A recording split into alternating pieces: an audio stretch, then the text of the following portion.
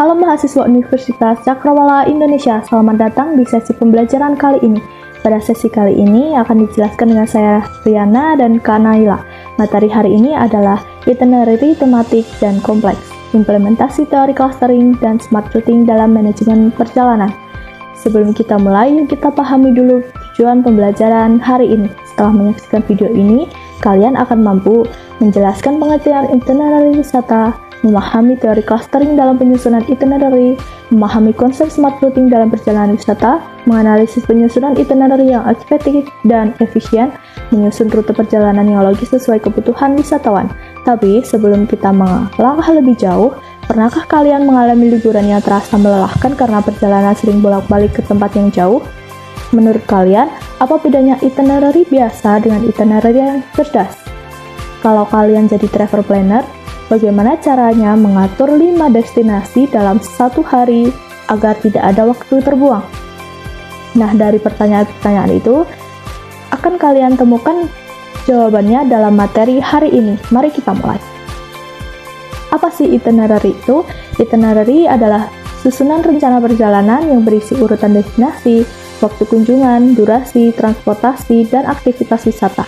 Itinerary yang baik harus mampu menghubungkan kebutuhan wisatawan dengan pengalaman yang ingin mereka capai. Jadi bukan sekedar daftar tempat, tapi juga harus memperhatikan jarak, akses, jam operasional, dan urutan kunjungan.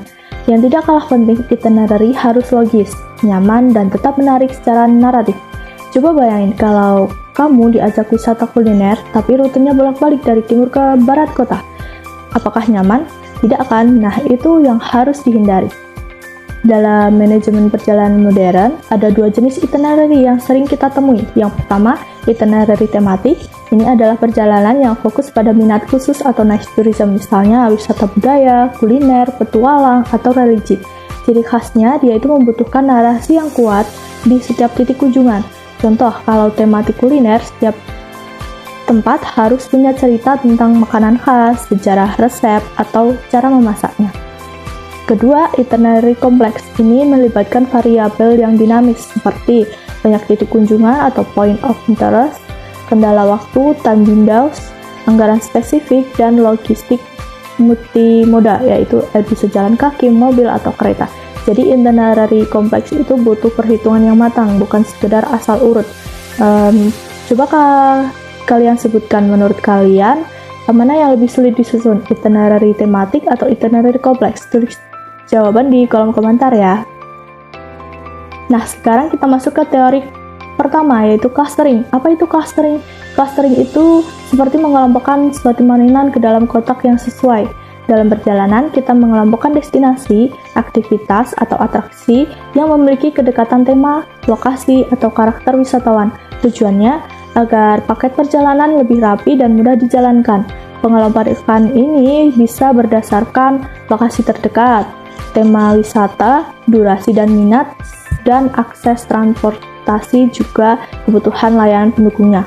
Misalnya di Yogyakarta, Candi Prambanan, Candi Ijo, Candi Boko bisa dikelompokkan jadi klaster Candi-Candi Timur. Sementara Malioboro, Keraton, dan Taman Sari jadi klaster Kota Tua.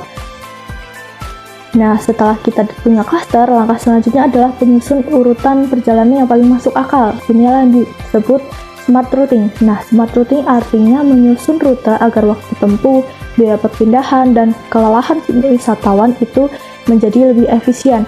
Tujuan utamanya bisa mengurangi backtracking, nggak usah bolak-balik, memaksimalkan jam kunjungan, menjaga kenyamanan wisatawan, mengurangi biaya transportasi.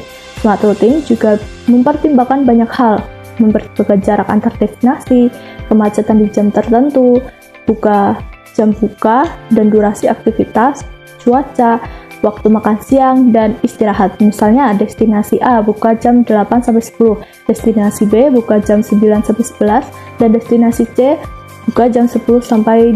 Dengan smart routing, kita tidak akan mulai dari C dulu karena saat sampai A sudah keburu tutup. Nah, untuk materi selanjutnya akan dijelaskan oleh Kak Naila.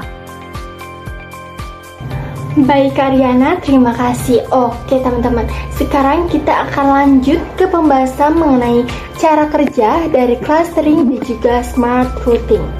Yang pertama adalah identifikasi profil wisatawan berkenaan dengan tujuan, durasi, budget, dan juga minat yang dimiliki. Kemudian yang kedua adalah kelompokan destinasi. Pastikan pengelompokan destinasi ini berdasarkan lokasi dan juga tema dari lokasi tersebut. Ketiga adalah susun urutan rute, biar rutenya itu tidak bolak-balik atau satu jalur ya. Kemudian yang keempat adalah uji logika itinerary. Jadi setelah kita sudah menyelesaikan itinerary-nya, kita perlu untuk uji coba atau uji kelayakan secara langsung. Apakah itinerary ini sudah sesuai, sudah baik atau belum.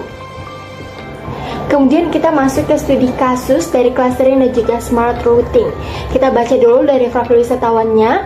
Ada 6 orang wisatawan yang akan melakukan perjalanan ke Jogja selama 3 hari 2 malam, yang mana kemudian mereka akan mengunjungi destinasi wisata dengan tema budaya, kuliner, kemudian budget yang menengah dan menikmati sunset.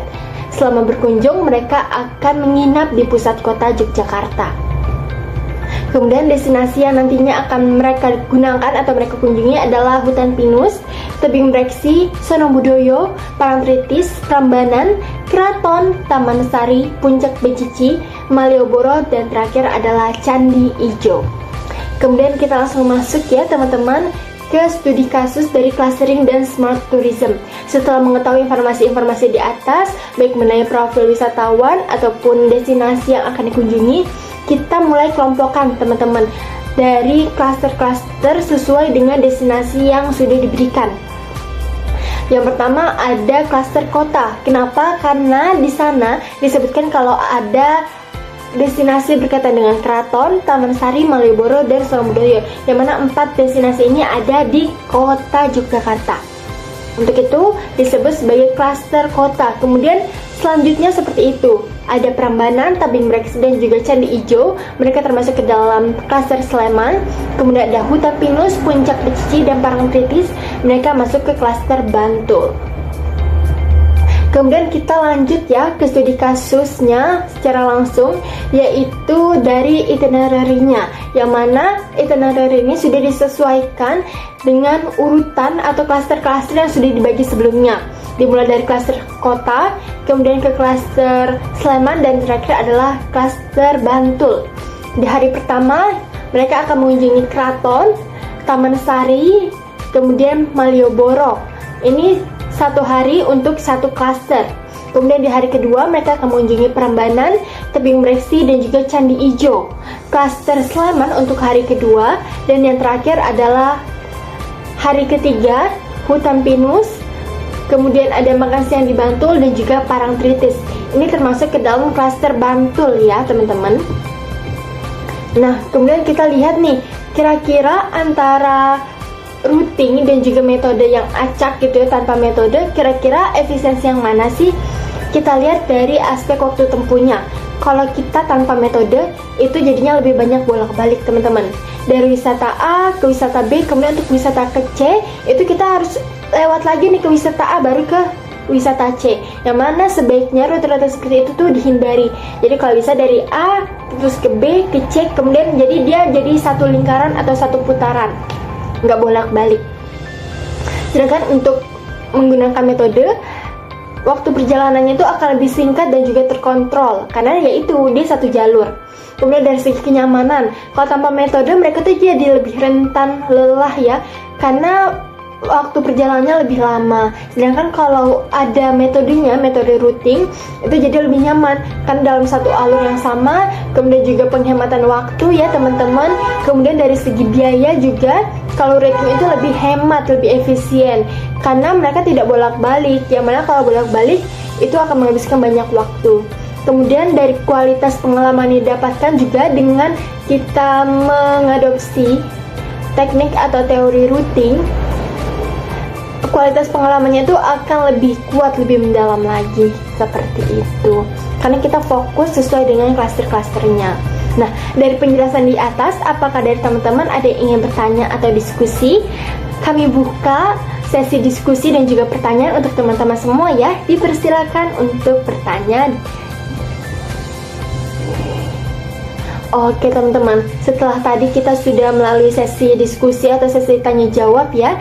Sekarang kita akan masuk ke sesi kuis singkat, di mana nantinya akan ada 2 bagian soal ya teman-teman. Yang pertama adalah pilihan ganda dan kedua adalah soal esai. Nanti teman-teman diminta untuk mengerjakan semua soal ini, kemudian jangan lupa untuk submit. Dari kami kurang lebih memberikan waktu 30 menit kali ya. Sudah cukup ya teman-teman. Oke, untuk itu kami persilakan teman-teman untuk memulai mengerjakan kuisnya. Oke teman-teman, sekarang sudah 30 menit, sudah selesai semua ya berarti. Nah, untuk itu aku, Kak Naila dan juga Kak Riana, kami mengucapkan terima kasih atas perhatian teman-teman semua. Semoga materi yang telah kami sampaikan dapat menjadi wawasan baru ya mengenai pengelolaan dan juga penyusunan itinerary, yang mana harapannya ketika teman-teman melakukan perjalanan nantinya rutenya tidak bolak-balik atau satu arah, yang mana lebih menghemat juga ya dari segi biaya. Oke, kalau gitu kami ucapkan terima kasih dan sampai jumpa teman-teman.